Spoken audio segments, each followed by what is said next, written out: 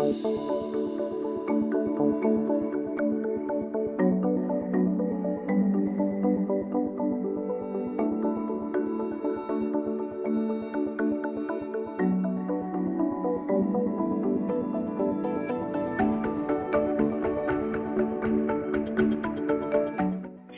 finalitat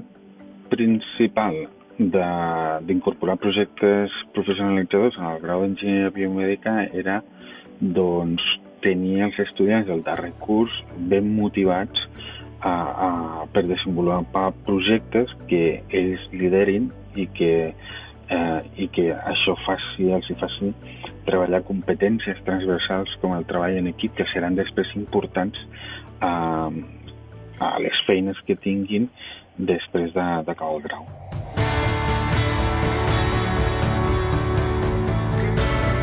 Bàsicament, l'experiència docent consistia en que diferents equips d'estudiants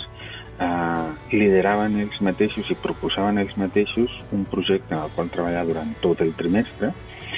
i ells s'encarregaven bàsicament d'escollir el tòpic, el tema que més els interessava, buscant una pregunta no resolta dintre d'un problema clínic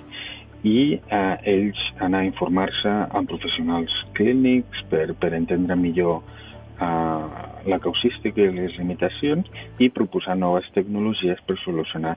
aquest problema.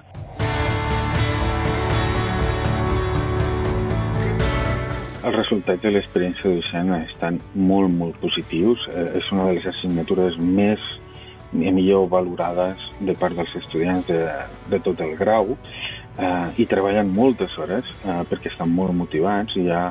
una mena de competència molt positiva i sana entre els diferents grups per millorar la qualitat dels projectes de manera grupal i a més és que han aportat als diferents projectes fins i tot noves relacions amb empreses i fomentant noves col·laboracions a nivell inclús de recerca, enfortint aquesta relació entre la docència i la recerca als graus.